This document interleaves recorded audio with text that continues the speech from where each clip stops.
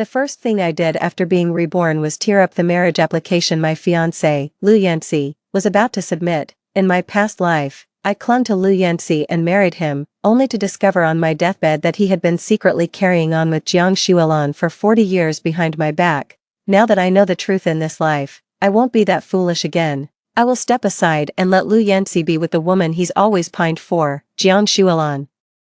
I don't object to Lu Yancy taking care of Jiang Shuilan, nor do I object to him giving half his salary to her. I just never imagined Jiang Shuilan's greed would be so much greater than I thought. She actually has her eyes on my university acceptance letter. In your dreams, I firmly rejected Jiang Shuilan's unreasonable demand. The day after I refused Jiang Shuilan's unreasonable demands and had a complete falling out with Lu Yancy and Jiang Shuilan were caught in bed together, in my past life. Unaware that Lu Yancy was dissatisfied with me as his fiancé, I happily married him, relying on the marriage contract arranged since our childhood. Lu Yancy was very busy with work, and his parents' health was not very good. To let Lu Yancy focus on his career, I gave up my chance to go to university and dedicated my entire life to caring for his parents and raising our children, in 40 years of marriage. Lu Yancy and I have spent more time apart than together. Our actual time living under the same roof doesn't add up to more than 2 years. As a woman, I had to look after his ailing parents while also raising our young children. You can imagine how hard life was. I always hoped Lu Yancy would take the initiative to transfer back to my city to lend me a hand, but Lu Yancy never came back, not even until his death. I always thought Lu Yancy was trapped by circumstances.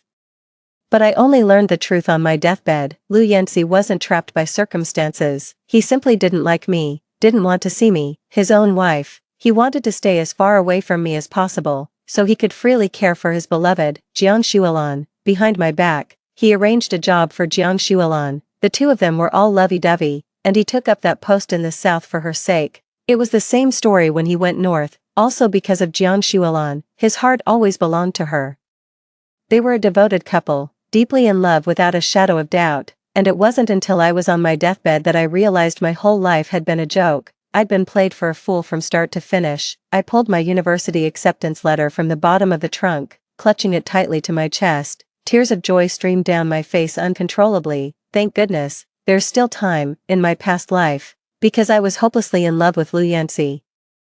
I was determined to marry him and become his wife. For the sake of so-called love, I gave up going to university and dutifully stayed at home to care for his sick parents. In this life, such foolishness will not happen again. I'm going to university to build a career for myself. As for Lu Yancy, doesn't he have feelings for Jiang Shuilan? In this life, I'll step back from this entanglement with Lu Yancy and let him and Jiang Shuilan, that star-crossed couple, be together. After composing myself, I walked out of the room and saw Lu Yancy sitting on a chair in the living room. On the table in front of him lay the marriage report he had filled out but hadn't yet submitted. Lu Yancy stared coldly at the marriage report, his brow furrowed. He didn't even glance my way when I walked out. In my past life, Lu Yancy was always cold and distant towards me. I didn't realize it was a sign of his dislike. I just thought he was naturally aloof. It wasn't until my dying moments, when I saw a photo of him and Jiang Shuilan where his face was lit up with a genuine smile, that I understood. He wasn't incapable of smiling, he just never wanted to smile for me. Lu Yancy stared at the marriage application form before him with a deep frown, clearly reluctant to submit it. The wedding date was set by our parents. Although Lu Yancy didn't like me,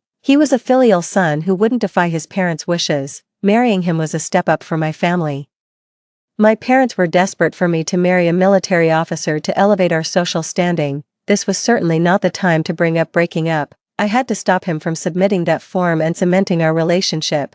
Just like he did in my past life, I walked over to him and picked up the marriage report. "Let me handle submitting this," I said. Without waiting for his reply, I took the report and left on my own. I found a secluded spot, tore the marriage report to shreds, and tossed the pieces into a nearby sewer drain. Watching the shredded paper get washed away without a trace, I finally let out a sigh of relief. I don't have to worry about marriage for now. The immediate concern is preparing for school. My parents have always wanted me to marry Lu Yancy as soon as possible. In my past life, when they found out I got into university, they desperately tried to talk me out of going. They kept drilling into me all the advantages of marrying Lu Yancy. Back then, I was in love with him, so I was quickly persuaded. I toiled away for Lu Yancy my entire life, sacrificing everything, and didn't get a single good thing out of it, not even when I died. I won't listen to my parents' advice in this life, and I won't make the same mistake again. I only returned to Lu Yanxi's house after I had clarified all the materials needed for university and the estimated living expenses. Walking to the edge of the courtyard, I saw the car parked inside, and watched as a young woman and Lu Yanxi stepped out of it, laden with bags. Just like in my previous life, Jiang Shualan was rightfully brought to Lu Yanxi's side to be taken care of. Lu Yanxi brought Jiang Shualan to live with him, citing the reason that her brother had lost his life saving his. I had always believed Lu Yanxi owed Jiang Shualan a life, so I thought it was only right and proper for him to provide for her. If she hadn't later taken the initiative to expose the true nature of their relationship, I would have remained in the dark until the day I died. I watched indifferently as Lu Yanxi helped Jiang Shualan carry her luggage to the room prepared for her. As if sensing my gaze, Lu Yanxi stopped and turned his head. "You're back." I gave a non-committal hum. Just like in my past life, he introduced Jiang Shualan to me. "This is Jiang Shualan, my comrade's sister. She'll be staying here until she starts university." Until she starts university, my heart gave a sudden, uneasy lurch. A thought suddenly struck me. The university Jiang Shualan attended seemed to be University A, the very same one on my acceptance letter. In my previous life, I'd never given much thought to the nature of her relationship with Lu Yanxi. Jiang Shualan had been brought by Lu Yanxi to live in the compound, and after we got married, she left to attend University A. But today, when I went to inquire about the enrollment situation, I carefully reviewed University A's list of admitted students. There were only 3 spots. One on the list was me, and the other 2 were occupied by 2 young men I didn't know. Jiang Shualan's name was not on University A's admission list. If that's the case, how did she qualify to attend? Back then, it had only been a few years since the national college entrance exams were reinstated, and university admission spots could be transferred. A sudden, chilling thought struck me. Did Jiang Shualan only get the chance to go to university because I gave up my spot to marry him? If that's the case, did Lu Yanxi have a hand in it? Could it be that he married me just so his beloved could go to college, so I would dutifully hold down the fort at home, while Jiang Shualan, who wasn't even qualified, got the opportunity only because I stepped aside? I can't bear to think that Lu Yanxi could be so despicable. It just reminds me of Jiang Shualan's smug, gloating words at my deathbed in my past life. "You've had him all to yourself for over 40 years, now it's my turn to enjoy our golden years with him." The way Jiang Shualan flaunts her role as the other woman, taking pride in it after all these years, just makes me think it all the more. Watching Jiang Shualan stand pressed against Lu Yanxi without a shred of discretion, I sneered inwardly. I said flatly, "Don't let me disturb you, I'll go start dinner." I had only taken a few steps when Jiang Shualan's pitiful, saccharine voice called out from behind me, "Brother Yanxi, did I disturb you and sister by coming over so suddenly? I feel like sister isn't very happy to see me." Her sickeningly sweet, fake tone made my lip curl in disgust, which instantly reached its peak. I didn't turn around, but Lu Yanxi's voice came through clearly to my ears. "Don't worry. I promised your brother I'd look after you, and I keep my word. As long as I'm here, no one will dare mistreat you." Ha! Jumping to her defense already, I must have been blind in my past life. Lu Yanxi and Jiang Shualan returned 2 hours later. I had already prepared the meal, and Jiang Shualan came into the kitchen, putting on a show of helping to carry the dishes. She even took the initiative to serve the rice, but only filled 2 bowls, one for herself and one for Lu Yanxi. Her intentions were as plain as day, but I pretended not to notice her little scheme. Unbothered, I served myself some rice, sat down, and began to eat heartily. Lu Yanxi and Jiang Shualan then sat down as well, but the moment they saw the food on the table, they both froze in stunned silence. There were 4 dishes on the table: mapo tofu, spicy potatoes, and spicy pork ribs. The only soup was a string bean soup, but even that had a layer of red chili oil floating on top. Both Lu Yanxi and Jiang Shualan preferred light, mild-flavored food. Seeing that all the dishes were intensely spicy and aromatic, Lu Yanxi's gaze shifted to me. I didn't look at him, keeping my head down and focusing on my own meal. In my past life, to accommodate Lu Yanxi, I had always cooked bland dishes tailored to his taste. After my rebirth, I decided not to put up with it anymore, seeing me thoroughly enjoy the spicy, aromatic food without a care for him or Jiang Shualan.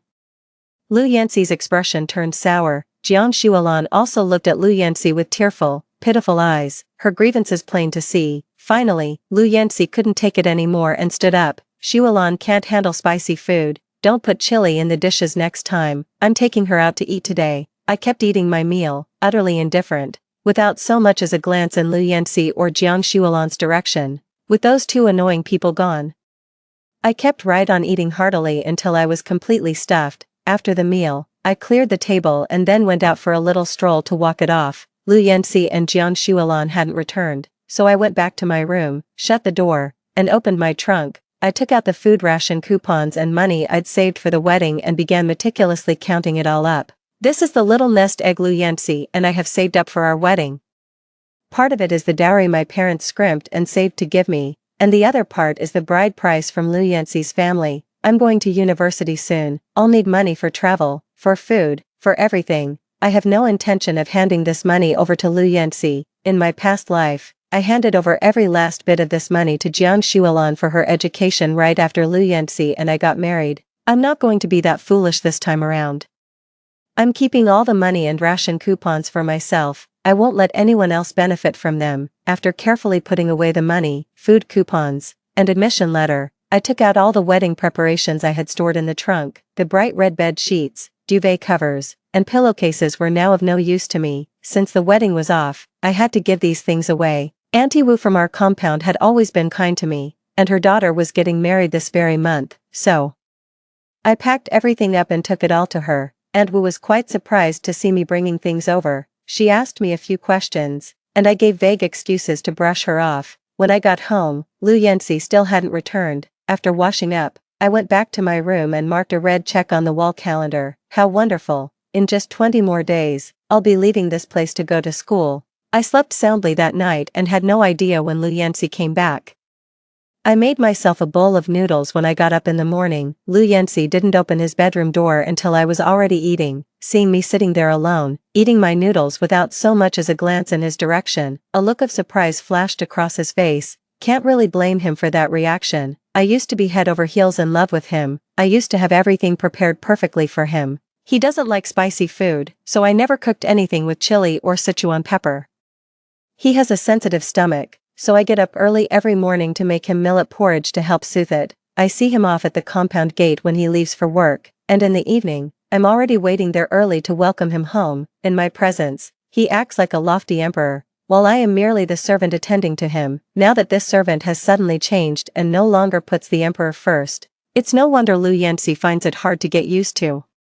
Seeing that I was completely ignoring him, Lu Yanxi had no choice but to walk over himself. Shuolan isn't familiar with this place. I took her out for dinner last night and showed her around a bit before coming back. Is Lu Yanxi explaining himself to me? Well, that's a first. I mumbled through a mouthful of noodles. Of course, it's only natural you'd look after her. No need to report to me in the future. Lu Yanxi was stunned for a moment, seemingly finding my reaction unbelievable. After all, I used to love him so much. Lu Yanxi is blessed with handsome looks and has many admirers. I used to keep a very close eye on him, and I would get upset if a girl so much as chatted with him for a few extra minutes. Now, the fact that I'm not even bothered about him and Jiang Shuolan has made Lu Yanxi sense that something is off. He stared at me for a long moment before continuing. Shuolan's brother is gone because of me. From now on, she is my sister, and I will always look out for her.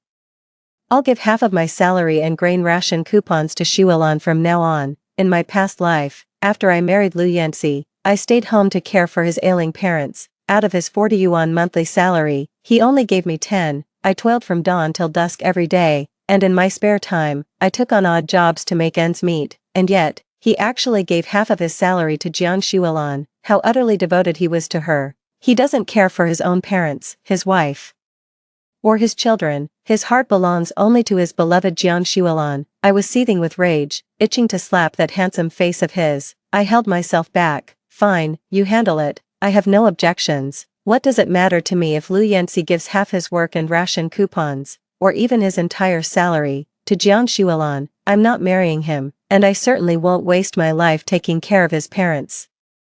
Let's see how he's going to afford medicine and food for his sick parents after giving all his money to Jiang Shuolan. I wolfed down the noodles, tidied up, and went back to my room. Yesterday, I just sent out the wedding linens, the sheets, duvet covers, and pillowcases. I'm going to clear out everything in my room today. There's no point keeping all those college entrance exam prep books, so I plan to sell them all. All the things I prepared for Lu Yanxi will have to be given away or thrown out. I shut the door and quietly tidied up in my room, not even noticing when Lu Yanxi left. I gathered the books and sold them for scrap, then took out the several pairs of hand-stitched cloth shoes I had made for Lu Yanxi and sold those too. I bundled up everything that couldn't be sold and tossed it all into the dump. Then, I cut up all the big red double happiness characters I had prepared and threw them away too. After finishing all that, I picked up a pen and crossed off another day on the calendar. There were 19 days left until school started, so I needed to get my things ready. I went to the supply and marketing cooperative, never expecting to run into Lu Yanxi and Jiang Xuelan there. The two of them were picking out items together, looking every bit like a loving, devoted couple. Lu Yanxi was incredibly thoughtful, even going so far as to help Jiang Xuelan pick out thermal underwear, with a sweet, coquettish smile. Jiang Xuelan said, "Brother Yanxi, that's more than enough, you really don't need to buy any more." I asked around, and they say it gets very cold where you'll be studying. It's best to have a couple extra sets, just in case. The two of them were chatting intimately, completely oblivious to anyone else around them. Jiang Xuelan was the first to notice me. She called out with an air of superiority, "Xingnan, you're here shopping too." Hearing Jiang Xuelan's voice, Lu Yanxi finally saw me. My gaze, caught somewhere between a smile and a smirk, seemed to make him uncomfortable. "Xuelan is about to start university," he explained. "I'm just helping her pick up a few things." As he spoke, his gaze fell upon the writing brush, ink, and paper in my hands. "I've already bought some for Xuelan, so you don't need to." What gave him the nerve to think I'd do these things for Jiang Xuelan? I ignored Lu Yanxi, gathered the writing supplies I had bought, and turned to leave. Lu Yanxi chased after me, calling my name twice, but I just quickened my pace without looking back. From behind me came Jiang Xuelan's timid voice, "Brother Yanxi, it really seems like Xingnan Jiejie doesn't like me at all." I went to buy a few more things before finally heading home. When I pushed the door open, I found that Lu Yanxi had already prepared dinner. Well, I'll be damned, that's a first. When I got back, Lu Yanxi invited me to dinner. I glanced at the bland food on the table and shook my head. I already ate out. Lu Yanxi's expression froze. I ignored him and went straight to my room. A few minutes later, Lu Yanxi knocked on the door. I opened it. "What is it?" "We need to talk." "Talk about what?" I asked coldly. "Xingnan, are you upset about Xuelan?" "I'm only looking out for her because of her brother." "That's your business. It has nothing to do with me. So stop going on about it." "Well." Lu Yanxi noticed the impatience on my face and softened his tone. "Xingnan, we're about to get married, we're family, my problems are your problems now." Ha, he still sees me as the same pushover from my past life. I was incredibly annoyed, utterly sick of seeing Lu Yanxi put on this phony act. "Lu Yanxi, have you ever really thought about us? I think we need to seriously reconsider this whole marriage idea." I had intended to end the discussion about marrying Lu Yanxi right then and there.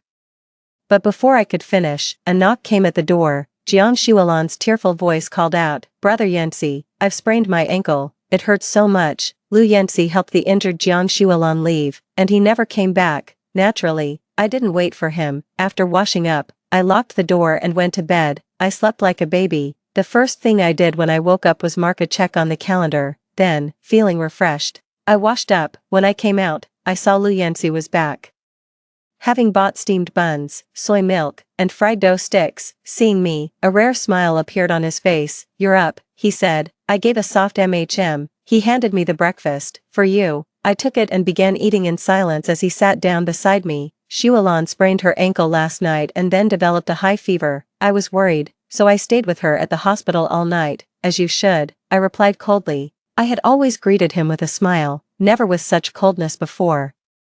Lu Yanxi seemed to be at his limit. "Xingnan, are you mad at me?" "No, really, I'm not. Really, I'm not. What's there to be mad about? Anyway, in just over 10 days, we'll be going our separate ways." Seeing that I admitted I wasn't angry, the smile on Lu Yanxi's face deepened. "I saw you bought ink, brushes, and paper yesterday. They're for Xuelan, right? Why don't you come with me later to give them to her?" I looked up at him, enunciating each word clearly. "Lu Yanxi, Jiang Xuelan has your concern, that's more than enough. She doesn't need mine. What I bought is for my own use and has nothing to do with anyone else." His expression soured after that rebuff. Paying no mind to his feelings, I stood up. "I have something to take care of, I'm going out." I went to the train station to check on the tickets. It was freezing at a university so I bought myself 2 sets of thermal underwear and some toiletries before heading home. Lu Yanxi was actually home for once, seeing me come in with bags. He even offered to help carry them. I dodged his hand and carried them to my room myself. He followed me in and said, "Your room seems a lot emptier."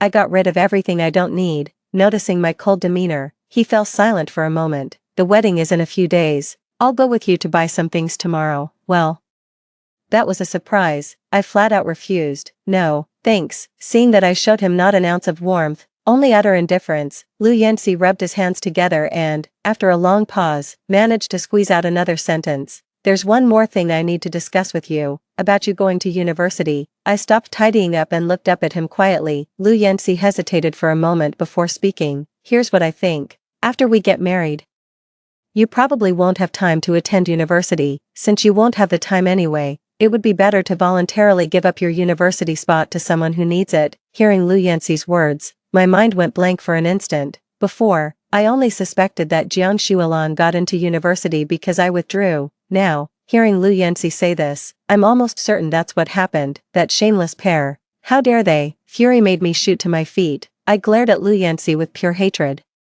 Asking through gritted teeth, "Give it to whom?" Lu Yanxi was startled by my demeanor. "You, what's wrong with you? I'm just discussing this with you, aren't I?" Discussing. I couldn't help but let out a bitter laugh. In my past life, I gave him my heart and soul, treating him like a god. That's why Lu Yanxi made this decision without saying a single word to me. In this life, I have no affection left for him. He only told me about this because he had no other choice. Lu Yanxi, oh Lu Yanxi.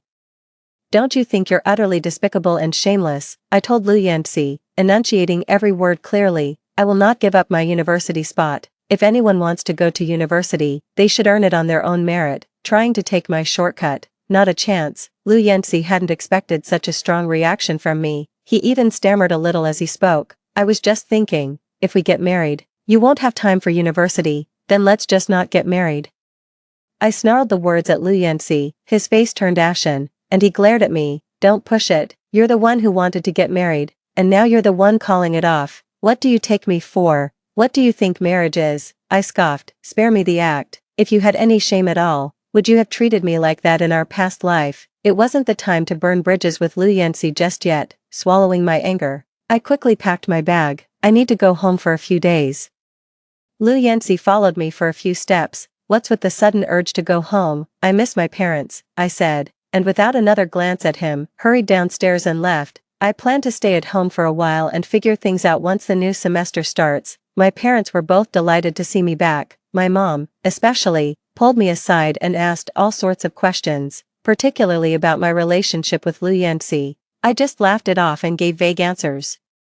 Knowing I should prepare my mom for the fact that Lu Yanxi and I aren't getting married, I casually brought up Jiang Shualan on the 7th day. My mom was instantly on high alert. "A single woman he's taking care of. That's not good news. You'd better hurry back and keep a close eye on him. Yanxi is a real catch. What will you do if someone snatches him away? Worst case, we break up and I find someone else." "Don't you dare say such things.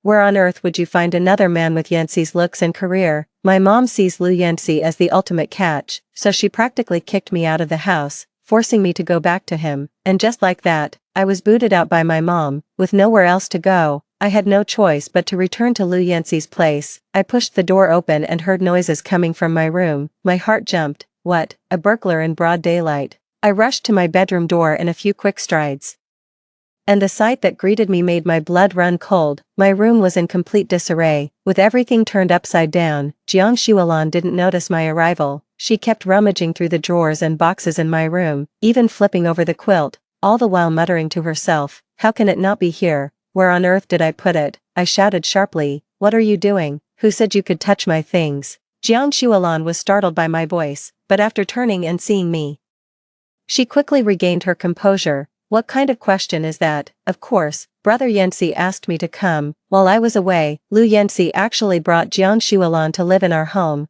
That shameless pair really have no decency, do they?" My eyes blazed with fury. "Jiang Shualan, have you no shame? Get out of my room this instant." Jiang Shualan wore a look of shameless defiance. "What? Are you mad? Let me tell you the truth. While you were gone, I've been living with Brother Yanxi the whole time. He's been so good to me, making me breakfast every morning, cooking dinner every night, and even taking walks with me. I'm telling you, Brother Yancy really knows how to take care of someone. Suppressing the anger in my heart, I sneered. So you like Lu Yancy, you want to marry him? My blunt accusation caused Jiang Shualan's expression to stiffen for a moment. I stared at her coldly. Don't you know he's getting married? Aren't you afraid of what people will say, shamelessly living with a man who's about to be married? What do I have to be afraid of? Brother Yancy and I are a perfect match, a couple made in heaven. You, on the other hand, why don't you take a good look in the mirror? Are you even worthy of Brother Yancy? That so-called childhood betrothal is nothing but feudalistic nonsense. I heard it from Brother Yancy himself. If it weren't for your parents pressuring him, and him being a filial son, he would never have agreed to marry you. I believe these are Lu Yancy's true feelings. But that doesn't mean Jiang Shualan gets to throw them in my face. All that talk is just you being jealous that I'm the one marrying Lu Yancy, isn't it? You say I'm not good enough for him. Fine, I admit I'm not. But are you so sure you're his perfect match? Take a look at yourself in the mirror too. Right now, you're just like me, no job, no degree. Neither of us is any better than the other, ha. That's just what you think. I'm starting university soon. Once I graduate, I'll be on equal footing with Brother Yancy. While you'll still be nothing. I stared at her coldly. You're going to college. Which one? Where's your acceptance letter? Why don't you show it to me? Jiang Shualan was caught off guard by my question. She stammered, why should I show you? I'm not like you. I will definitely go to college. Just you wait and see. Panic was written all over Jiang Shualan's face, though she tried to act composed. Her darting, shifty eyes gave her away. She must be up to something. What in my room could possibly be worth taking such a risk for? I looked at my room, which had been ransacked into a complete mess, and then at Jiang Shualan's hideous face. I felt sick to my stomach. How could anyone be so utterly shameless? I stared coldly at Jiang Shualan. Get out of here right now. What are you going to do about it if I don't leave? Jiang Shualan looked at me with a taunting glare. Brother Yancy is the one who asked me to move in. He said he wants to take care of me personally. He even said he's sick of you. That the very sight of you makes him sick. The words spoken by the young Jiang Shualan overlapped perfectly with those of the Jiang Shualan now past 50.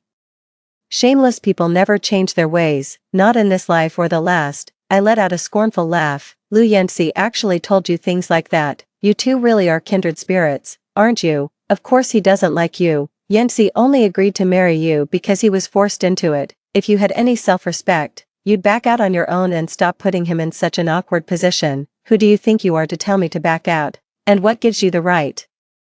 If we're talking about shamelessness, you take the crown, no contest. At least I'm Lu Yancy's legitimate fiancé. What are you, exactly? I looked Jiang Shualan straight in the eye, enunciating every word. Jiang Shualan, I know exactly what's going on in that head of yours. You're just looking for a chance to hook up with Lu Yancy behind my back, aren't you? It's written all over your face. I want to mess around with Lu Yancy. Do you think people can't see it? Let me tell you. You shameless creature, I won't let you get away with it. Having her sordid intentions laid bare like that, Jiang Shualan flushed crimson with rage. Furious, she lunged at me, intent on hitting me. There was no way I was going to let her hit me. I simply sidestepped, and she went tumbling to the ground with a thud. Before I could even take a moment to savor the sight of her humiliating faceplant, I heard Jiang Shualan's wailing. Wah, you're bullying me. It hurts so much. The speed of her face-changing act left me stunned. Before I could even process it, I saw Lu Yancy standing there with a face like thunder, right in front of me. Jiang Shualan started tattling. As soon as sister came back, she started cursing me out for no reason, saying I'm shameless and was trying to seduce you. I talked back just once, and she hit me. I'm covered in bruises. Wah, Lu Yancy believed Jiang Shualan's words, veins bulging on his forehead as he roared at me. Li Xingnan. How could you be so cruel? Jiang Shualan pretended to be hurt, and Lu Yancy, his heart aching for her, held her in his arms and left. The room fell silent. I looked at the mess scattered across the floor, my feelings a tangled knot of complexity. I had always believed it was only after I married Lu Yancy and gave up my university spot that Jiang Shualan was able to attend college. But if that's the case, why would Jiang Shualan be rummaging through my room like that? There's nothing in my room except for the admission letter and the money and ration coupons. She definitely wasn't looking for money or coupons. After all, Lu Yancy gives her half his salary, so she wouldn't stoop to stealing. So, she couldn't possibly be looking for my admission letter, could she? What would she want with my admission letter? A thought I'd never considered before suddenly struck me. Could it be that Jiang Shualan got into university not because I dropped out and freed up a spot, but because she stole my identity? No wonder the admission letter I kept in the box in my past life vanished without a trace. Since I had given up on the idea of going to university in that life, I didn't think much of it when I couldn't find the letter. Looking back now, could it be that Jiang Shualan used my admission letter to go to university under my name? Back then, university admissions weren't as strict. It's entirely possible Jiang Shualan could have impersonated me. It occurred to me again that wherever Jiang Shualan went for work, Lu Yanxi would follow. Could it be that in their past life, they had been living together as husband and wife all along? I was trapped at home my entire life, so I never learned the truth before I died. I won't let anything like that happen again in this lifetime. Lu Yanxi came back very late, and as soon as he returned, he knocked on my door. Xingnan, we need to talk. I opened the door. Talk about what? About Jiang Shualan. I didn't hit her. She was the one rummaging through my things. I just told her to leave, and she was the one who laid hands on me first. Then she lost her balance and fell. I have a mouth of my own, and I wasn't about to play the silent fool, letting Jiang Shualan frame me and Lu Yanxi interrogate me. I said what needed to be said first. Whether he believes me or not is up to him. To my surprise, Lu Yanxi showed no intention of standing up for Jiang Shualan. There's nothing between me and Jiang Shualan, Lu Yanxi sighed, reaching out to take my hand. I took several steps back, evading his touch. A look of shock crossed his face. After all, I had been shamelessly clinging to him before. I would have happily grabbed his hand even if he hadn't offered it. So how could I possibly refuse when he was the one reaching out? My clear stance left Lu Yanxi speechless. He looked somewhat hurt. Xingnan. There is absolutely nothing going on between me and Jiang Shualan. I only see her as a younger sister. Please don't overthink it. Oh, really? I sneered, looking at Lu Yanxi. If I hadn't gone through all that in my past life, I think I would have believed him. But now, I don't believe a single word he says. Xingnan, whether you believe me or not, I need to tell you this. You're the only one I want to marry. My feelings for Jiang Shualan are purely about fulfilling a duty of care. She won't be here for long. She'll be leaving for university soon. So, for my sake, could you try to get along with her peacefully for a little while? The doubts in my mind remain unresolved. Did Jiang Shualan take my university spot? Or did she simply use my admission letter to impersonate me? Was Lu Yanxi aware of this? Could he have been personally involved in orchestrating the whole scheme? After all, even if Jiang Shualan got hold of my admission letter, she would have needed various documents to successfully pose as me, right? Jiang Shualan definitely doesn't have the ability to obtain those certificates on her own. But it's a different story if Lu Yanxi steps in to help. Thinking of this, I asked nonchalantly, which university did Jiang Shualan attend? Shualan said it was a university. So she went to the same school as me, I added. Did you actually see her letter of admission? Not at all, but Shualan's grades are excellent, so it's perfectly normal for her to get into university A. Lu Yanxi's expression looked perfectly normal, with no sign of the guilt that comes with lying. Then again, maybe not. After all, he wore that same expression when he deceived me so thoroughly in my past life. I must get to the bottom of this matter with Jiang Shualan and her university admission. If you want to find out whether Jiang Shualan got into university, just ask around. There are quite a few people from Jiang Shualan's hometown around here. I'll ask someone to look into it tomorrow. Early the next morning, I was woken up by a knock at the door. I opened the door, and Lu Yanxi was standing there. Breakfast is ready, he said. Let's eat. I gave a curt nod and went to wash up with an air of indifference. Lu Yanxi followed me, making small talk. What do the check marks on your room's calendar mean? He asked. Nothing important. Seeing my cold demeanor, Lu Yanxi kept his eyes fixed on me. I pretended not to see him and moved past, sitting down to start my breakfast on my own. Lu Yanxi also sat down, watching me while he ate his breakfast. It was clear from his expression that he had something to say to me, but I really had nothing to say to him. After quickly finishing my breakfast, I stood up. I have something to take care of. I'm heading out. I'll go with you, Lu Yanxi offered, for once, but I didn't give him the chance. You should go check on Jiang Shualan instead, see if she's had breakfast, if she needs you to look after her. After all, you promised her brother you'd take care of her. If anything happens to her, you won't be able to explain yourself. With that, I walked away quickly, not caring what expression was on Lu Yanxi's face. I went to find someone in the unit who was from Jiang Shualan's hometown to ask about her family's situation. Quite a few people know that Jiang Shualan's brother was a martyr, and I actually managed to find out. The person who told me was a military dependent. And she's on very good terms with Aunt Wu. I know the Jiang family, the son was a top-notch, stand-up guy, everyone spoke highly of him. But Jiang Shuolan and her mother, they're just awful people. The military dependent told me that both Madame Jiang and Jiang Shuolan have terrible character. Jiang Shuolan never even finished junior high and was just out there messing around. Someone like her taking the college entrance exam. You've got to be kidding me. Are you serious? I pressed. Why would I lie? Jiang Shuolan was in the same class as my youngest son. Her grades were atrocious. She dropped out before finishing junior high. Besides, she hurt her leg in a bike accident right before the Gaokao and was stuck at home recovering. When would she have had time to take the exam? It's not like I'm the only one who knows this. Several of us military dependents are aware. So there's absolutely no way Jiang Shuolan, who never finished junior high, could have taken the Gaokao. And if she never took the Gaokao, how on earth did she qualify for university? I already have my answer. I came home in a bad mood and found Lu Yanxi and Jiang Shuolan both there. Jiang Shuolan's eyes were red, as if she had been crying. I walked in without a word, passed right by them, and went straight to my room. A few minutes later, Lu Yanxi came knocking at the door. I opened the door, looked at him, and asked, "Did you submit the marriage report?" I hadn't expected him to ask about that. I answered instinctively, "Yeah, I did." Lu Yanxi looked at me and said, "It's been submitted for so long. How come there's been no word at all? It should have been approved by now." In theory, my heart skipped a beat, and I quickly interjected, "I'll go ask." Lu Yanxi didn't agree. "Let's go ask together," he said. "We can also pick up a few things for the wedding while we're out." I couldn't find a reason to refuse. If we actually went to ask, my cover would be blown. I had to find a way to put him off. As I was thinking this, Lu Yanxi spoke again. "I just spoke with Shuolan. I plan to send her home in a few days." I looked up at Lu Yanxi and asked in surprise, "Why?" After thinking it over carefully, "I don't blame you for being angry and misunderstanding. It really isn't appropriate for me to take care of Shuolan, an unmarried woman." When Lu Yanxi said that, I thought he had realized his mistake and come to his senses, but his next words sent a chill straight to my heart. "Xingnan, there's something I need to tell you. Shuolan wants to go to university.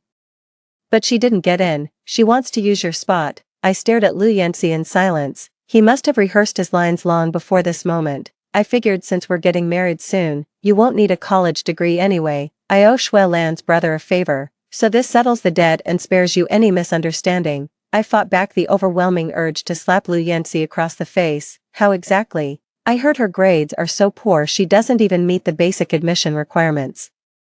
Lu Yanxi fell silent for a moment. "Shuolan's idea is that she'll go to university using your name." Even though I had already guessed their intention, hearing Lu Yanxi say it out loud with my own ears was still unbelievable. I asked, enunciating each word slowly, "Use my name to go to university? Identity fraud. Don't you know that's illegal?" My question caught Lu Yanxi off guard. He was silent for a while before saying, "If you don't tell, I don't tell, and Shuolan doesn't tell. Then no one should ever find out." "What if someone finds out? Walls have ears, you know, and you're a military officer. How do you think people will see you if you're caught falsifying records? Do you even want to keep your position?" Hearing this, Lu Yanxi fell silent. Compared to his own future, I believed he would weigh his options carefully, but I was overthinking it. Love conquered all. Lu Yanxi must have loved Jiang Shuolan deeply, so much so that he was willing to take the risk for her.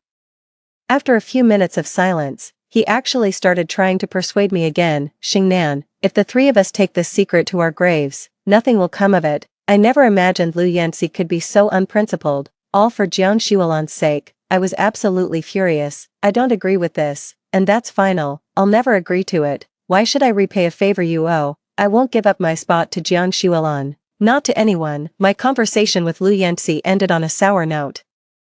I'm absolutely seething. Lu Yanxi and Jiang Shuolan's sheer audacity has me boiling with rage. In my past life, they pulled this kind of stunt behind my back, and I was kept completely in the dark until the day I died. Now in this life, seeing that I'm on my guard, they have the nerve to come to me, expecting me to keep slaving away for them. They must be dreaming. I can't stand being around Lu Yanxi for another minute. No matter what, I'm going to have it out with him. I won't marry him. The whole marriage arrangement is off. He can carry on with Jiang Shuolan however he likes. That's his business. I won't waste a single ounce of my energy on either of them. I packed my things and was ready to leave when Jiang Shuolan showed up. The moment she walked in, she declared, "Li Xingnan, Brother Yanxi sent me to get your university acceptance letter." I sneered at her. Why on earth should I give you my letter? Didn't Brother Yancy tell you? Jiang Shualan looked down at me with contempt. He doesn't like you, but he's being forced to marry you. If you don't hand over that acceptance letter, you can forget about marrying Brother Yancy. Who said I want to marry Lu Yancy, a spineless piece of trash like him? Anyone who wants him can have him. I certainly don't want him anymore. I stared at Jiang Shualan, enunciating each word clearly. You can have the man. But as for my university acceptance letter, don't even dream about it. I won't let a despicable, shameless piece of trash like you get your hands on it. Jiang Shualan, flushed with anger and humiliation, pointed a finger at me, ready to trade insults. But in an instant, her demeanor shifted. Sister Xingnan, Brother Yancy, and I really have nothing going on. You can't wrong us like this. I don't care what you have or haven't done, you two sanctimonious, vile pieces of garbage deserve each other. You should be locked together and kept from harming anyone else. Just as I finished, I saw Lu Yancy storming over, his face a mask of fury. He spoke through gritted teeth. Li Xingnan, what the hell are you making a scene about? Why haven't you submitted the marriage application? I never imagined Lu Yancy would actually go and ask about the marriage report. At this point, I have nothing more to say. Why I didn't submit the marriage report, don't you already know? You want me to marry you so I can give up my university spot for Jiang Shualan. How can you have the nerve? What makes you so special? Worth me sacrificing my future for? Let me make this clear, Lu Yancy, I will not marry you, and you and your precious Jiang Shualan can forget about getting your hands on my university acceptance letter. I'd rather die than give it to you, after laying everything bare. I expected Lu Yancy to fly into a rage, but he remained eerily calm instead. It was Jiang Shualan who got angry. She cried pitifully, Yancy Gidge, you promised to take care of me, you promised my brother you'd look after me. I stared coldly at the despicable pair. Whatever you're doing has nothing to do with me. I'm leaving now. Lu Yancy, our engagement is off. Lu Yancy frantically blocked my path. Xingnan, it's not what you think. Please, let me explain, in front of Jiang Shualan. Lu Yancy declared with absolute conviction, I'm only looking after Jiang Shualan because I promised her brother. I have no romantic feelings for her whatsoever. You are the only one I want to marry. Oh, really? I scoffed, not believing a single word. Wasn't the plan to repay her by having me hand over my university admission letter so she could take my place? Let's be perfectly clear, Lu Yancy. I don't care what you do with Jiang Shualan. All I want right now is to call off our engagement. My resolve was unwavering. Lu Yancy's panic was plain to see. He sharply ordered Jiang Shualan to leave, intending to placate me. But my mind was made up. I simply packed my things and left without a second thought. I checked into a hotel, and Lu Yancy followed me there, wanting to talk. I didn't open the door, so he just stood outside and spoke to me. He said he was wrong and begged for my forgiveness, but no matter what he said, I remained unmoved, left with no other choice. Lu Yancy promised from outside the door that he would send Jiang Shualan away. I couldn't care less about his promises. My mind was made up. I was going to call off the engagement no matter what, even if it meant causing a huge scene. I just never imagined the whole situation would turn upside down overnight. The next morning, I was jolted awake from my sleep by Aunt Wu knocking on my door. Xingnan, it's a disaster, a complete disaster. Jiang Shualan and your fiancé were caught in the act. Lu Yancy and Jiang Shualan were caught in bed, both of them completely naked. This was no small matter, and word of it spread like wildfire throughout the entire compound. It said that last night, Lu Yancy somehow forced himself on Jiang Shualan. The whole thing was exposed when a military dependent from the compound knocked on the door and discovered them. When Jiang Shualan woke up, she was crying uncontrollably and making a scene, demanding to see the supervisor. When I went over, I saw Jiang Shualan with red, swollen eyes, still crying over there, the very picture of a victim. Meanwhile, Lu Yancy's face was dark, his expression looking absolutely disgusted. Spotting me in the crowd watching the drama, Lu Yancy opened his mouth as if to speak to me, but with so many people around, I couldn't bring myself to say it. A scandal of this magnitude is no trivial matter. This is an improper relationship, it's grounds for dismissal. Fortunately, although Lu Yancy and I are engaged, I never submitted the marriage report. As the victim, if I don't make a fuss, it doesn't count as an improper relationship. The higher-ups intervened to protect Lu Yancy. The matter was settled quietly by having him marry Jiang Shualan, on the condition that the affair wouldn't be made public. On the day I left to report for my new assignment, Lu Yancy somehow got wind of it and showed up at the train station. I'm sorry, Xingnan. I never meant to betray you. I had made everything clear to her and was planning to send Jiang Shuolan away the very next day. I'd even bought the train ticket. I don't know how this could have happened. He was beating his chest in utter remorse, but I felt nothing for his apology. I'm actually glad you two ended up together. You gave me the chance I needed. I should be thanking you and Jiang Shuolan. If it weren't for Jiang Shuolan's little stunt, calling off my engagement to Lu Yanxi wouldn't have been so easy. After all, my parents thought the world of Lu Yanxi. They would never have willingly given up such a perfect son-in-law. Thanks to Lu Yanxi and Jiang Shuolan's affair, I ended up being the biggest winner in all this. I didn't have to waste energy dealing with my parents, and I even got their sympathy. Lu Yanxi's face turned deathly pale. Xingnan, you're the only one I love. I truly only have feelings for you.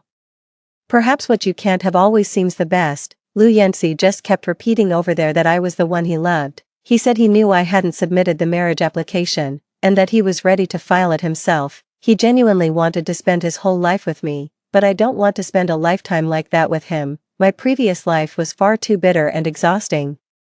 If I had to relive that existence, my rebirth would be utterly meaningless. I'd rather choose death. I didn't linger with Lu Yanxi any further and walked straight into the waiting room without a backward glance. University life was fulfilling and busy, following a life path completely different from my previous one. I threw myself wholeheartedly into my studies. My university years flew by in a flash, and upon graduation, I was assigned to a highly desirable government position.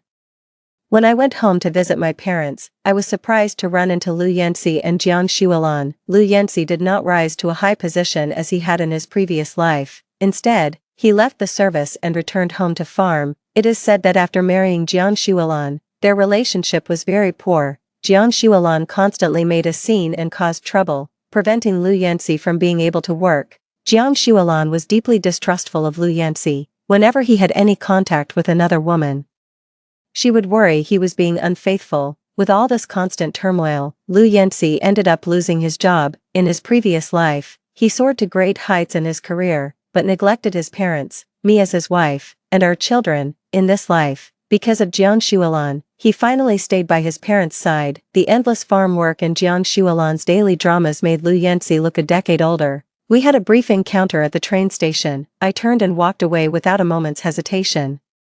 My parents told me a lot about Lu Yanxi and Jiang Shuolan. The two of them were constantly bickering. The Lu household was practically in a constant state of uproar, with major blowouts every few days and minor squabbles in between. Jiang Shuolan refused to do any housework and showed no filial respect towards Lu Yanxi's parents. She was disgusted by Lu Yanxi's parents' illnesses and found them filthy. It's said that whenever they argued, Jiang Shuolan would cry out, "This isn't how it was supposed to be. My past life wasn't like this at all. Why has everything turned out this way? It's all because you're so useless." She said Lu Yanxi had risen to a very high official position, and boasted that she herself held a cushy desk job in a government office, never having to lift a finger for menial work. Everyone was laughing at Jiang Shuolan for her pipe dream, given the circumstances between her and Lu Yanxi.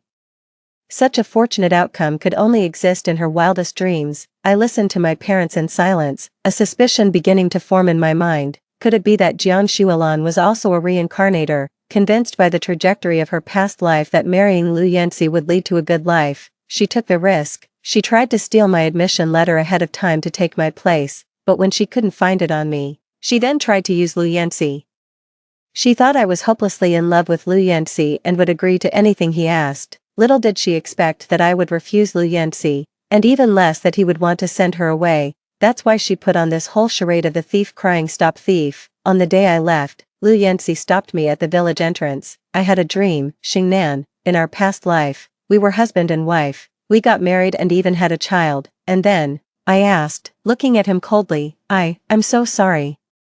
"Nothing ever happened between me and Jiang Shuolan. She stole your admission letter and took your place. Then she threatened me into helping her forge the documents. I was out of my mind when I agreed. After that, she latched onto me like a ghost haunting me. If I didn't do what she wanted, she'd threaten to expose me." Lu Yanxi clutched at his own hair. "She's been blackmailing me for decades, right up until you left. I don't understand how it came to this." I didn't wait to hear the rest. I turned and walked away. It's all water under the bridge. I let go of that past life a long time ago. Forgiving others is also a way to free yourself. After all, people like Lu Yanxi and Jiang Shuolan aren't worth me remembering them forever. Story 2. I was reborn on the day Reese Zhang proposed to me. At that moment, he stood in a circle of red roses and candles, looking at me. No amount of lively atmosphere could hide the impatience in his eyes, dragged downstairs by my roommate. I couldn't be bothered to pretend anymore and pulled the onlooking Remy Yi over. Reese Zhang's eyes instantly turned ice cold as he stared fixedly at me. Arya Wan, what madness are you up to now? I've already proposed as you demanded, what more do you want? I shook my head. You only proposed because of the pressure from your family, but I don't want that. Over the years, I've come to realize that the person you truly love is Remy. Since that's the case, I'll step aside for you. Remy Yi beside me eyed me suspiciously. Reese Zhang was even more stunned. After snapping out of it, he grabbed my wrist tightly. With so many people around, you just had to embarrass me, didn't you? This guy really can't tell good from bad. Suppressing my disgust, I put on the most sincere expression of my life and pushed Remy Yi into Reese Zhang's arms. You two are truly made for each other. I would never stand in the way of true love. Reese Zhang looked at me hesitantly.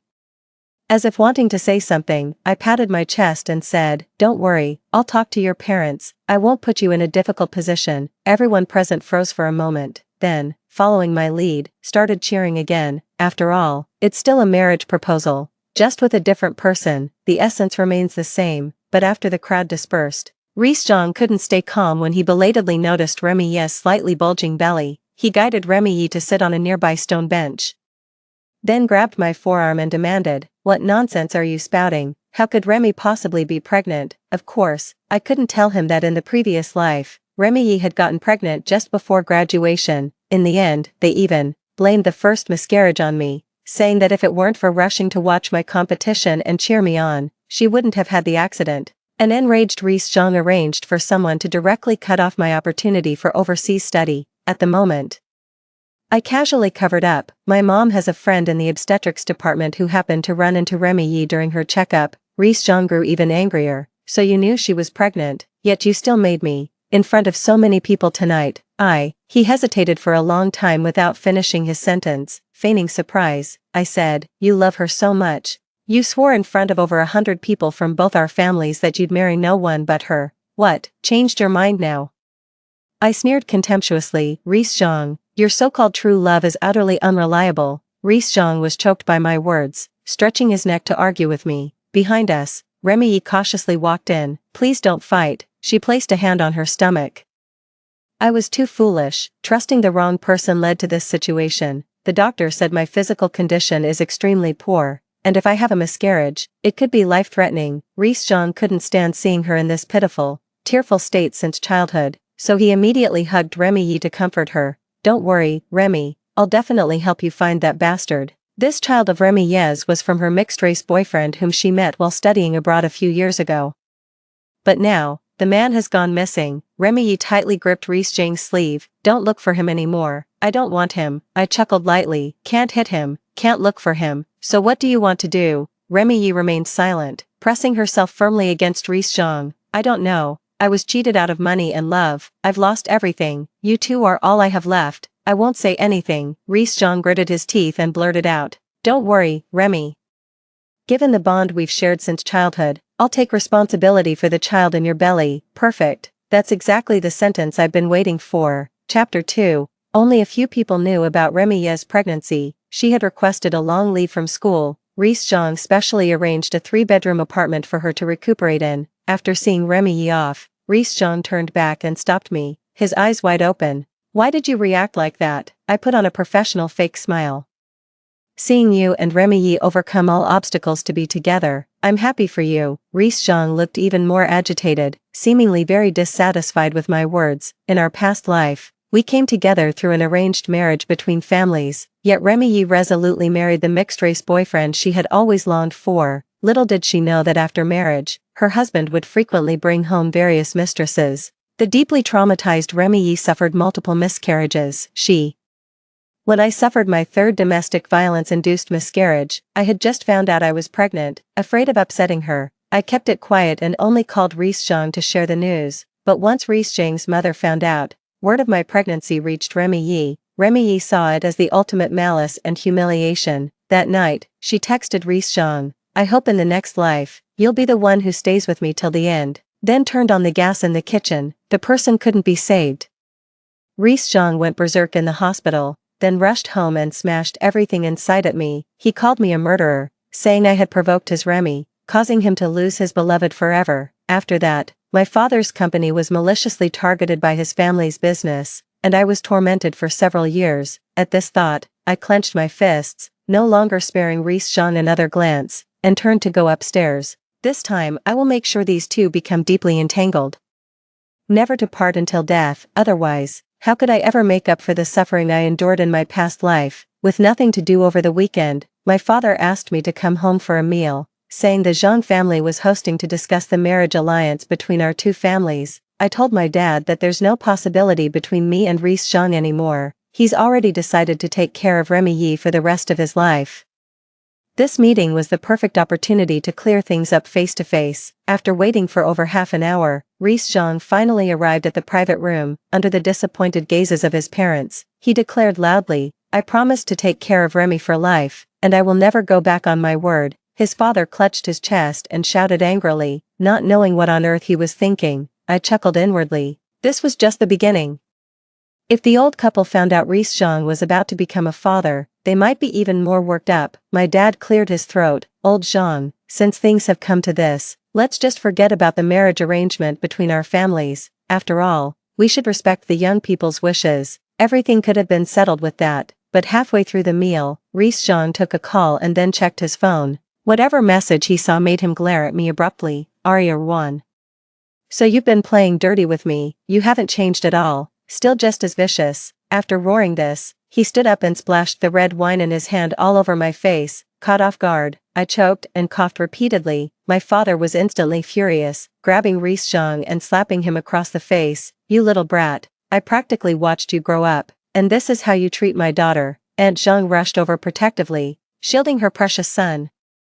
I wiped my face with a tissue and stared coldly at Reese Zhang. Fuming, he leaned down and hissed words only the two of us could hear, each syllable dripping with venom. "I knew it all along. Your fake congratulations for Remy and me that day were nothing but an act. You're just a scheming, venomous person, putting on a good face in front of others while secretly leaking the news about Remy's pregnancy. So that's what he's angry about." I sneered. "Reese Zhang, without knowing the full story, you have no right to condemn me." With that, I slowly poured the fresh clam chowder from the table over his head, as if watering a dying plant. Drenched from head to toe, Reese Zhang stumbled backward, shouting, "You just wait for this." With that, he shoved me aside, grabbed his coat, and stormed out the door. The wooden door swung back violently, slamming shut with a loud bang. The atmosphere in the room turned awkward as the other elders present hurried to smooth things over, while Reese Zhang's mother began making sarcastic remarks. "Not to be rude, Arya 1, but your temper is getting worse. Have you ever seen a decent girl throw soup at her future husband?"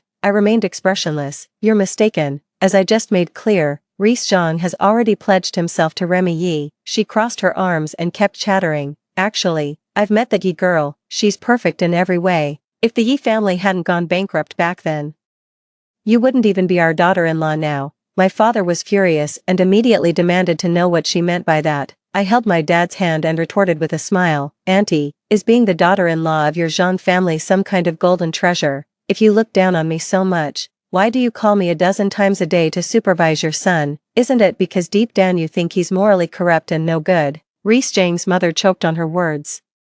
So angry she rolled her eyes. "In my past life, it was actually my would-be mother-in-law who spread the news of my pregnancy everywhere and then belittled me in front of Remy Yi. This is what ultimately led to the tragedy. But after the incident with Remy Yi, she and her son Reese Zhang fiercely denounced me as shameless and cruel, disregarding sisterly bonds, and making my pregnancy known to the whole world. When I suffered a miscarriage after being repeatedly tormented by Reese Zhang, she berated me as worthless, pinching my face with her freshly manicured nails until it was covered in bruises in the hospital room. In truth, a little reflection would reveal that a family capable of spoiling someone as arrogant and paternalistic as Reese Zhang could never be a good place to begin with. Chapter 3. Reese Zhang took a taxi back to school overnight to comfort Remy Yi. He barged into the girls' dormitory despite attempts to stop him. When I went upstairs, he was holding Remy Yi tightly in his arms, his cold, stern gaze sweeping over everyone. "If any of you dare to say one more word about her, you're opposing the Zhang family. Don't blame me for being ruthless. I'll make sure you're expelled from this school." He really has some nerve, acting as if he owns the university, holding my sketchpad. I pushed through the crowd of onlookers and headed back to the dorm. Everyone, it's just a lunatic throwing a tantrum, no need to gather around and watch. The surroundings fell silent instantly, and my 3 roommates simultaneously gave me a thumbs up. Reese Jean tightened his grip on Remy's hand, causing her to let out a soft cry of pain. What did you say? He looked at me in disbelief. On the way back to school, Reese Jean called, furious, saying that if he returned late and even a single hair on his Remy was harmed, he would hold me accountable. I laughed right then, and he snapped, what, you think I'm threatening you? Let me tell you, if anything happens to Remy, there's nothing I won't do. That's only natural. After all, in my previous life, he took revenge on me for Remy's tragic death by setting up financial traps that ruined my family's company, the Rwans. My father was so ill he coughed up blood in the hospital. Yet Reese Jean made him kneel to repent on my behalf. Back then, he had completely forgotten every meal he ate at our house as a child, forgotten how my father treated him like his own son. Reese Jean and I locked eyes, the tension between us palpable. Remy suddenly rushed forward and grabbed my wrist. Aria, no matter how angry you are that Reese chose me, you shouldn't spread such rumors. Enough is enough. I stepped far away from her. First of all, whether your pregnancy is a rumor or not, you know the truth. Your act might work on Reese Jean, but don't think shedding a few tears means the whole world will give in to you. My roommates yelled and clapped for me. Well said, you're my one and only queen. Seeing this, the other girls also began whispering among themselves. Exactly, the whole building just saw the news about her pregnancy, and she's already wailing and getting hysterical first. I just went out to get a package, accidentally bumped into her shoulder, and she coldly accused me of being sent by Arya Rwan to harm her. I couldn't defend myself even if I tried. She's making it seem like everyone is bullying her, when hardly anyone is even paying attention to her. Remy's face grew increasingly pale, and she swayed before collapsing backward. Reese Jean caught her and glared at me angrily. Arya Rwan, don't take advantage of your father's backing to act recklessly. If you don't apologize to Remy tonight, don't even think about stepping into this house. Hearing this suddenly made me a little excited. I moved closer. Reese Jean, barging into the girls' dorm and verbally threatening a girl, it's you who should be apologizing. You've completely lost what little dignity the entire Jean family has left. Reese Jean was so furious that he raised his hand, ready to force my head down into a bow of apology. I gripped his wrist tightly, twisted it downward, and slammed him heavily onto the ground. These days, I haven't just been practicing my professional drawing skills, I've also found time to learn judo. Your mom asked me to teach you a few more lessons at school. It's the least I can do. Remy was both shocked and terrified, half dragging and half supporting the flushed-faced Reese Jean to his feet. The dorm supervisor came up with a broom to chase people away, and only then did Reese Jean let go and leave. The next day, he used his connections to track down the personal IP address of the person who had exposed Remy's pregnancy. The whistleblower turned out to be Suna, who had recently been competing with Remy for a scholarship. When I went downstairs to take out the trash, I happened to see Reese Jean holding Remy while blocking Suna, arrogantly demanding that she kneel and apologize. A hint of smugness and satisfaction flashed in Remy's eyes, but she still had to maintain her persona, timidly saying, forget it, Reese, Nana didn't mean it. She hasn't been giving me much trouble in the dorm lately. Besides, she's usually quite close to Arya Rwan. Wouldn't doing this be slapping her in the face? I don't want to cause any more trouble. Hearing this, Reese James' protective instinct surged even higher. I knew that Arya Rwan, with her spoiled rich girl temper, would never let me go. He leaned in and said threateningly that if Suna didn't kneel down, he would release photos of her working as a bar hostess. Reese James' way of solving problems is always so crude. Even though they shared the same dorm, he didn't even think to build some goodwill with Remy. Upon hearing this, Suna trembled, overwhelmed by humiliation. She shouted, if Remy hadn't pushed me too far, repeatedly taking my opportunities, would I have done this? As she spoke, she pulled out the pencil holding her hair and lunged at the two of them. Don't touch Remy, Reese Jean cried out in alarm, pulling Remy tightly into his arms. Meanwhile, I, who had just come downstairs, was forcefully shoved by him toward the out-of-control Suna. The sharp tip of the pencil split the skin on my forearm, and beads of blood welled up. Under Suna's shocked gaze, I took the pencil from her. Go report yourself to the advisor and accept your punishment. For now, I won't pursue this matter further. As Suna turned to leave, Remy, eyes wide with fury, shouted, she can't leave. Reese, did you see? The two of them are in this together. If you don't give me an explanation today, I won't live anymore. That stance made it clear she was trying to push Suna even further into a breakdown. She naturally had Reese Zhang protecting her, while I might become the target of Suna's vengeful anger. After calming down, Suna nodded at me and went to find the counselor. Reese Zhang anxiously pulled Remy Yi aside to check on her, then looked up and noticed my injury. "I'm sorry, Arya." For once, his eyes showed genuine remorse. It was an emergency just now, and Remy's situation was special, so I had no choice but to push me forward as a human shield. I glared at him with utter disgust. "Did it ever occur to you that if I hadn't reacted in time, that pencil could have gone straight into my eye?" Reese Zhang's Adam's apple bobbed. "It's not that serious. Remy is an art student, her hands can't get injured." The moment he spoke, he completely forgot that these hands of mine have also been painting since the age of 7. As I stepped closer, Reese Zhang tensely shielded Remy Yi behind him. "Reese Zhang, hold out your hand for a second. I have something for you." He frowned and extended his right hand, with the pencil I was holding. I forcefully drew a line across his palm.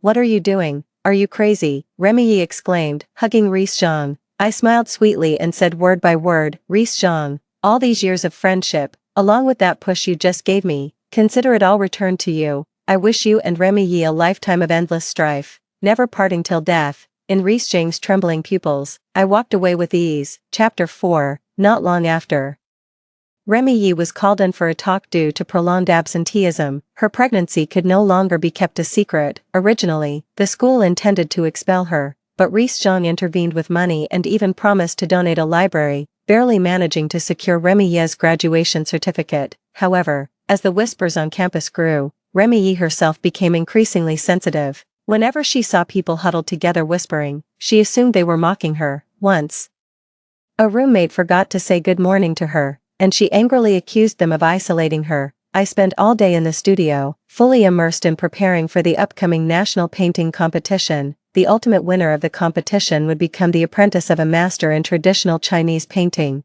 receiving personal guidance for 6 months, a dream I had cherished for years. In my previous life, I had prepared for this for half a year, brimming with confidence. On the day we were supposed to go out for the competition, Remy Yi happened to be suffering from unbearable stomach pain. Under the phoenix tree, she clutched my arm tightly, begging me not to abandon her. I clearly called an ambulance for her and called the teacher, yet afterward she still went around claiming I had left her to die. This time, I absolutely won't soften my heart even a little. Kindness shown to unworthy people will bring disaster upon oneself. I didn't open the door to leave until the sunset. When I had finished painting, a tall, lean figure stood abruptly at the door, casting a shadow over me, which gave me quite a fright. "Reese Zhang, what are you doing here?" I stared at him with full vigilance. "I wrongly accused you last time. I came to apologize." As he spoke, he insisted on pushing his way into my studio. "No need, this won't be the last time you apologize anyway." Reese Zhang's gaze faltered, looking genuinely hurt. "Even without the engagement, there's no need for you to speak to me like this. Besides, are you really completely blameless? You know Remy is pregnant now and at her most vulnerable, yet as her friend, you're not by her side." "Arya Wan, when did you become so mercenary?" My face was full of resistance. "Stay away from me. If I stayed by her side, how could your deep affection and greatness stand out? I don't have time to waste with him. Get out of the way. Don't stop me from winning the prize." Reese Zhang grabbed my wrist tightly. "How much money can you even get from winning?" "I'll pay you 50,000. Go take care of Remy full-time at Lan Yuan Apartments. That competition you're entering is all hype. When can't you go?" I smiled and shook off his hand, saying softly, "Reese Zhang, it's time to drain the water from your brain." On Monday, I arrived at the competition venue early as I had hoped, and drew the number 9 in the order. The venue was packed with people. I had just steadied myself when a commotion erupted at the entrance. A contestant shouted angrily, "What's the problem? Who brings a whole squad of bodyguards to a competition?" Out of the corner of my eye, Remy Yi walked in wearing a formal dress, surrounded by a circle of black-clad bodyguards holding hands to shield her. Reese Zhang carefully shielded her as they moved forward, draping a cashmere shawl over her shoulders. It looked like some big-name celebrity making an appearance. It suddenly occurred to me that Remy Yi had also signed up for this national painting competition, but seeing her lounging in the apartment all day, weighted on hand and foot, posting all sorts of pregnancy glamour shots, I thought she'd long forgotten about it. I went to the restroom, reached out my hand, but the door was locked from the inside. I thought it was someone's prank.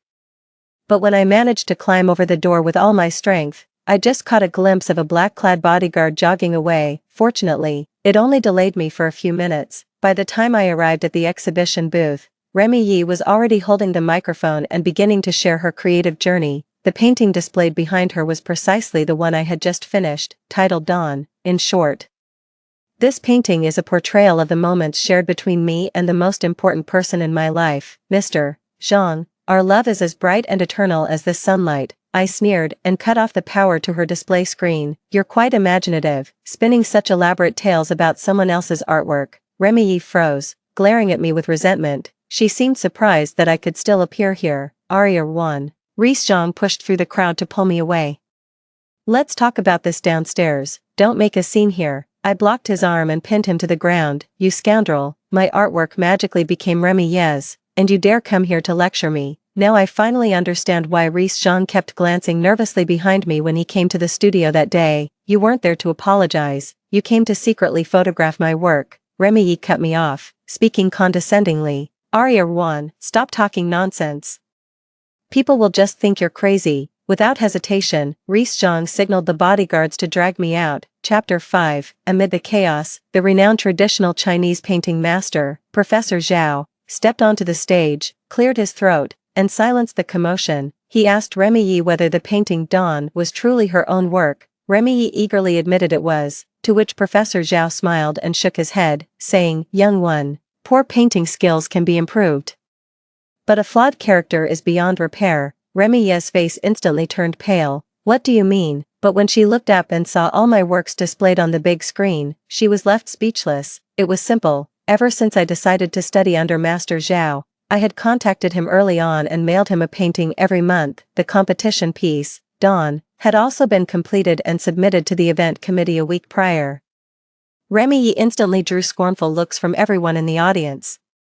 Her face flushed red as she clutched her stomach and threw herself into Reese Zhang's arms. Brother Reese, it turns out Aria 1 has always seen me as an enemy. She never trusted us from the start. Reese Zhang glared at me in embarrassment and anger. You did this on purpose, pretending to be cautious and deliberate, just to make fools of us. I sneered. You're the thieves, yet you're the ones who are angry. Your shamelessness has reached new lows.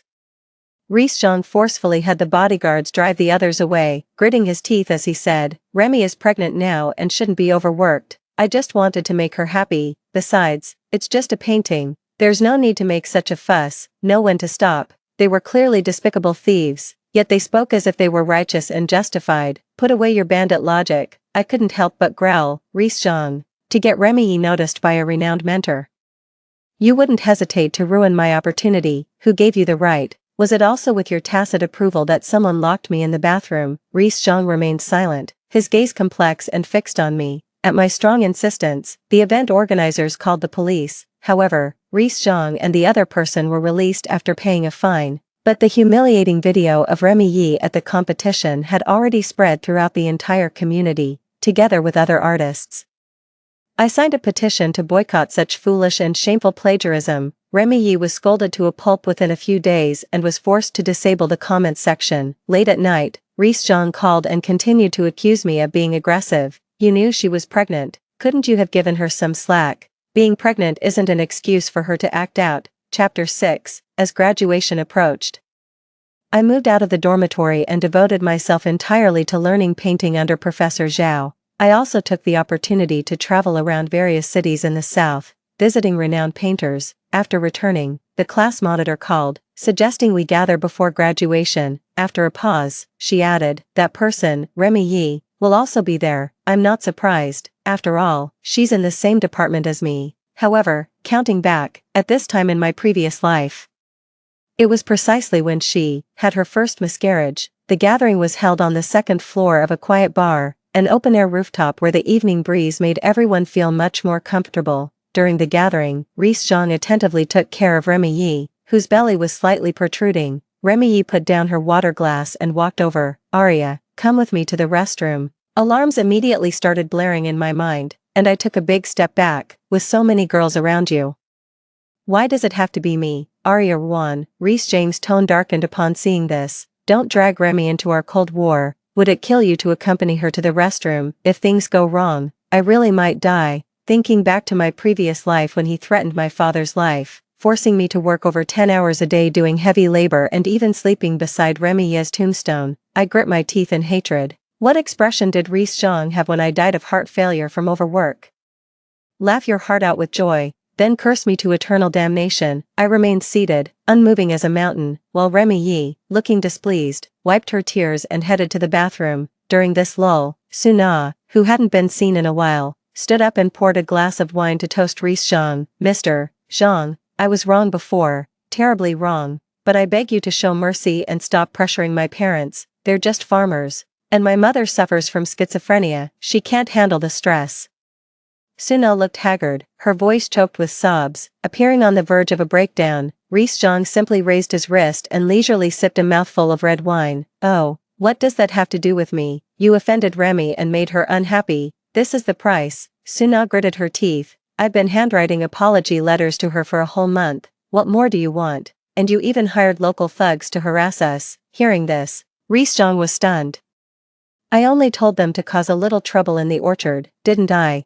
This was already a serious violation of the law. I looked at Reese Zhang speechlessly. Suna had always been a financially struggling student, and her family's orchard was their sole means of livelihood. He arranged for people to cause trouble, enough to ruin their income for the entire year, yet he still felt the punishment was too light. A sudden gust of wind swept across the terrace, and Suna, losing her balance, stumbled forward. Reese Zhang instinctively caught her in his arms. Returning from the restroom, Remy Yi witnessed the scene, her eyes blazing with fury. She rushed over, ready to grab Suna by the hair, shouting, "How dare you try to seduce him? Seems I've been too lenient with you." The surrounding classmates didn't dare to step in and break up the fight, for a simple reason: when Remy Yi loses her temper, she doesn't recognize friend from foe. If she was upset about something, Reese Zhang would take it out on others too. Remy, calm down, it's just a misunderstanding. Amid the chaos, the silver railing behind them shook violently. With a loud bang, the out-of-control Remy Yi and Reese Zhang both fell from the second floor. The class monitor rushed over in panic, exclaiming, "Oh my god, call 120, call 120 now." I glanced down just in time to see a pool of blood spreading beneath Remy Yi, mingling with the orange glow of the streetlights at night.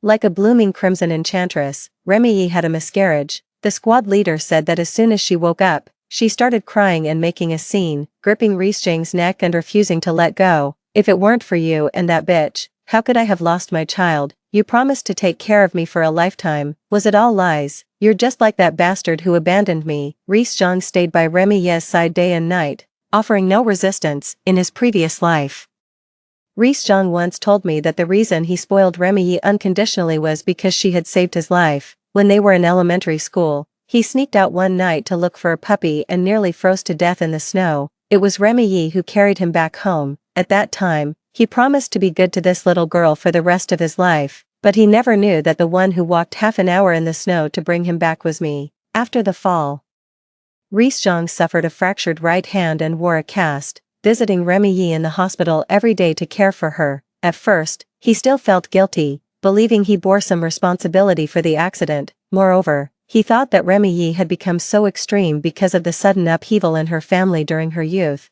followed soon after by being emotionally manipulated by a scoundrel. He posted on his social media, "I will use all my love and sincerity to bring you back from the darkness, just like how you carried me home back then." But Reese Zhang didn't know that soon, his family would also face a sudden upheaval. "When I went home for dinner, my father casually mentioned, the Zhang family's product chain is about to collapse because their key executives were poached. They're scrambling to borrow money and secure financing everywhere now." Naturally, I was aware of this matter because I had also played a part in it. Chapter 7. That day, my cousin's family had something to attend to outside, so I took my little nephew to the hospital for a dental checkup. As luck would have it, I ran into an acquaintance by the fountain at the hospital. Remy Yi, sitting in the wheelchair, looked pale, his eyes filled with confusion. Reese Zhang lowered his head and handed a thermos cup to Remy Yi's lips, but after saying something, Remy Yi abruptly knocked the cup over. Boiling water splashed onto Reese Zhang's face, scalding him so badly that he shuddered and couldn't help but growl. "What the hell do you want from me? You're yelling at me. You actually dare to yell at me. Isn't this proof that you don't love me anymore?" Tears streamed down Remy Yi's face as she said, "Just go. I don't want a man who doesn't love me by my side. Let me wither away alone." The 4-year-old nephew in my arms scratched his head and asked me innocently, "Auntie, are those two crazy? Should we buy them some food?" The teacher said we should show compassion even towards the mentally ill. Reese Zhang overheard this and snapped out of his rage, staring at me in shock. Only then did I notice, after just a few days apart, his bangs were now poking into the corners of his eyes, his eye sockets sunken, as if he'd contracted some serious illness. Remy Yi spotted the little nephew in my arms and pointed a trembling finger at me. "What's the meaning of carrying a child here to mock me? How could you be so cruel? If Ari or Juan hadn't gone to the party, I wouldn't have gone either, and nothing would have happened." I was speechless. The so-called unreasonable person can find a reason to blame you even if you're 100,000 miles away from her. I'm not your mother. Why do you have to follow me wherever I go, Ari or Juan? Shut your mouth. Reese Zhang didn't realize he was always on the path of silencing me. I shrugged. "Instead of wasting time arguing with me, you'd better hurry up and get her a neurology appointment." My little nephew giggled. "Auntie is awesome." Holding the kid, I strode away triumphantly, leaving the two behind still bickering. For years of university came to an end. As I packed my luggage and headed downstairs, I unexpectedly ran into Suna, who was also carrying a suitcase. She nodded at me, quickly walked past, but then suddenly turned back. "That night, you knew it was me who tampered with the railing. Why didn't you expose me?" I shook my head. "I don't know what you're talking about. I have no intention of getting involved in the disputes between her and Remy Yi. On the contrary, the more deeply she retaliates against those two, the more I enjoy watching it." As I turned around, a large hand suddenly reached out and shoved me against the wall. "Reese Zhang, are you out of your mind? Has Remy been missing for several days? Does it have anything to do with you?" He stared straight at me, his right hand slowly creeping up to my neck. "She used to disappear often before. Am I supposed to be held accountable even if she loses a single strand of hair? I just saw you with that Suna. She had a grudge against Remy. Don't you dare say you didn't egg her on, Ari or Juan. You're jealous that Remy has won my heart, so you're taking your hatred out on her." I watched coldly as he puffed himself up, pressing my index finger against his forehead. "Reese Zhang, how have your bones been lately?" He pursed his lips, swallowed hard, recalling the terror of being at the mercy of my bone-loosening techniques. "Words alone prove nothing. Show me your phone, and then I'll know if you've been playing dirty tricks on Remy." I laughed in anger. "Look at my phone. You think you're worthy." His eyes were firm, and he smirked. "See, you're guilty." As he spoke, he tried to snatch my phone by flipping open my pocket while I turned away. In the midst of the struggle, he pushed me into the small studio next to us. I looked at his furrowed brows, so deep they could crush a few mosquitoes, and suddenly remembered something amusing. "Reese Zhang, you said Remy Yi has been missing for days. Instead of urgently searching for her, you're here venting your madness on me. It's clear you don't care about her that much." Ever since I last saw them arguing at the hospital, I noticed that the tenderness in Reese Zhang's eyes when he looked at Remy Yi was fading, replaced by growing irritation. No matter how beautifully spoken the emotions are, they will wear thin in the face of daily tests and mischief. Feeling exposed, Reese Zhang impatiently lit a cigarette and held it between his lips. My expression instantly darkened. "This is a studio. Get out if you want to smoke." But he seemed suddenly intrigued. "It's been a while since I've heard you scold me so bluntly. I almost miss it. I suspect he might need to see a neurologist too." In the dead silence, my phone rang. It was Liao Yan, a junior from the art studio, calling. "Senior, I'm all ready and waiting for your royal favor. He's been my go-to-life model lately." "Okay, I'll come to the studio right away." "Stop, don't move." Reese Zhang was standing very close to me just now, so he heard Liao Yan's joking remark. "What's your relationship with this person? When did you two get together?" I shoved him aside and walked out. "If you can't speak properly, then shut up." Reese Zhang forcefully blocked the door, refusing to let me leave, insisting that I go with him to the police station to wait for news about Remy Yi. I elbowed him in retaliation and was about to yell when a thick white smoke suddenly filled the cramped studio. It was a cigarette, but Reese Zhang had angrily tossed aside. It had ignited the sketches piled in the corner. "It was an accident," he blurted out in panic, pulling out his phone to call for help. Through the thickening smoke, I endured the suffocating pain as I rescued the other stacked sketches. Fortunately, there were other classmates in the building at the time. Everyone sprang into action, and the flames were quickly extinguished. Both Reese Zhang and I received disciplinary records. But he also got the special honor of being publicly announced to the entire school. Whether in my past life or now, getting involved with him has never brought me a good outcome. "Now, going to the police station is unavoidable," I said coldly, dialing 110, Chapter 8, perhaps it was fate. Among all the sketches in the studio, only 2 were burned, and one of them happened to be the painting I had done long ago. Titled Memories in the Snow. At the police station, Rees-Jean trembled all over when he saw this half-burned painting. In the vast white snowscape, a girl with a ponytail carried an unconscious boy on her back, trudging forward, followed by a little black dog limping on 3 legs. Rees-Jean's eyes were frighteningly red as he asked me in a hoarse voice, "Aria, did you paint this? Was it really you who carried me home back then?" I remained silent as he clutched the drawing paper tightly, unwilling to let go, his expression revealing a hint of nostalgia and regret. Soon, my father and Rees-Jean's parents arrived as well. The night was deep, and a torrential rain poured outside, the raindrops hitting the ground and splashing up golden-winged butterflies. Seeing her son in such a distraught state, Rees-Jean's mother raised her umbrella, ready to strike me. "You're making such a small issue into a police matter. Are you deliberately trying to oppose our Jean family? No wonder. Someone raised without a mother from childhood has no manners. Watch your mouth. How dare you lay a finger on my daughter?" My father stepped in front of me, and Rees-Jean's parents immediately backed off. "Aria Juan, it's just a few worthless paintings. If you needed them, I could buy you 100, but no, since you couldn't climb up to my Rees, you had to ruin him instead." My father laughed. "Who would want your precious son, so eager to be someone else's lapdog?" Rees-Jean's parents were already upset because my dad didn't lend them money in their time of need, and now they were finding every excuse to vent their frustration. The police officer shouted to stop them, and only then did the 2 shut their mouths. Rees-Jean's mother grabbed her son's hand. "Rees, tell me it's not true what that little bitch Aria Juan said, that you haven't been messing around with others." "Enough, Mom." Rees-Jean covered his face with his hands and muttered, "You shouldn't talk to Aria like that." I raised an eyebrow. What kind of drama was this? Rees-Jean was asked to compensate for the damage to my artwork, but his mother absolutely refused, insisting her son had done nothing wrong. During the scuffle, a small packet of white powder fell out of Rees-Jean's pants pocket. The room fell dead silent, and the officers' expressions instantly turned grave. They picked up the white powder from the ground for testing. While temporarily detaining the shocked Rees-Jean, my father shielded me and sneered, "You didn't leave earlier, and now your son can't go anywhere. Tonight has been full of twists and turns, and I'm utterly exhausted, just like when I was a child." My father patted my shoulder reassuringly, telling me to focus on my painting studies and that he would handle everything. A few days later, just as I received an interview notice from a top international art school, I heard that Remy had returned.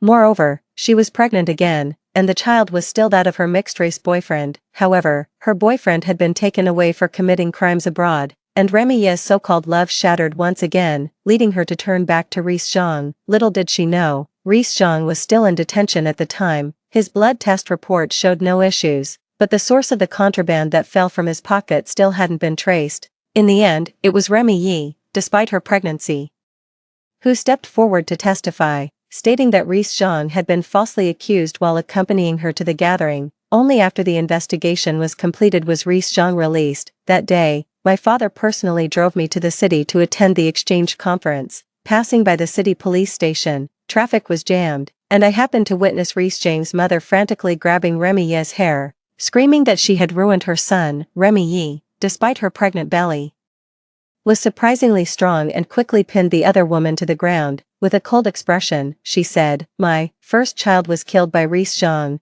This is what he owes me." Chapter 9. Rees-Jean was pestered by Remy and, with a heavy heart, temporarily cut off contact with his family to accompany Remy during her pregnancy. I posted the videos I had collected of the 2 of them online, captioning them, "Calling this the pinnacle of pure love wouldn't be an exaggeration." However, knowing Remy's sensitive and suspicious nature all too well, I also hired a small group of internet trolls to subtly imply in the comments section, "Marriage should be between equals, otherwise, there will be plenty of problems down the road." When Remy went live to share snippets of her romantic life, everyone could see from Rees-Jean's increasingly disheveled state that his psychological defenses were crumbling. That day, I shared a newly award-winning painting online, Rees-Jean, the first one to give me a like. That very night, during Remy's live stream, she prompted Rees-Jean to perform intimate gestures with her. Rees-Jean didn't cooperate, and with the sarcastic comments from onlookers piling up, Remy lost control and grabbed a nearby wine bottle, smashing it against Rees-Jean's left cheek.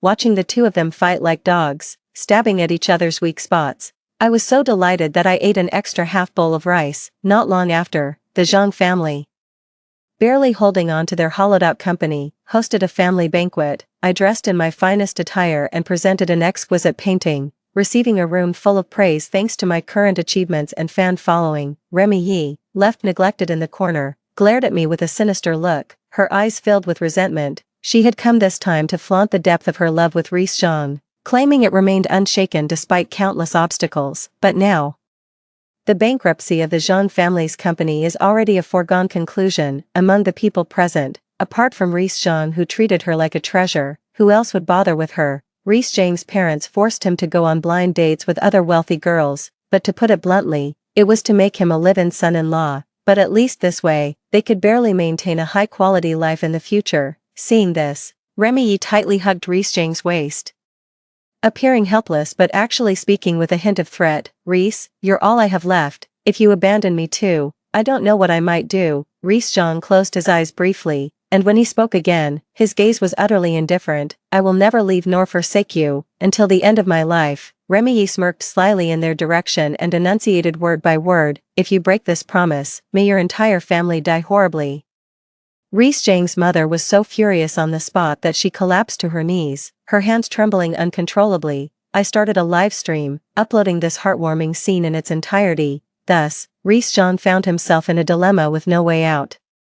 Under the watchful eyes of the entire internet, he had no choice but to live and die alongside Remy Yi. He began to resign himself to sending out resumes and looking for a job, but because of his previous incident at the police station, Reese Zhang was left with a stain on his record, and almost no legitimate company would hire him. Reese Zhang and Remy Yi obtained their marriage certificate. A few months later, Remy Yi gave birth to a son, and Reese Zhang became a first-time father.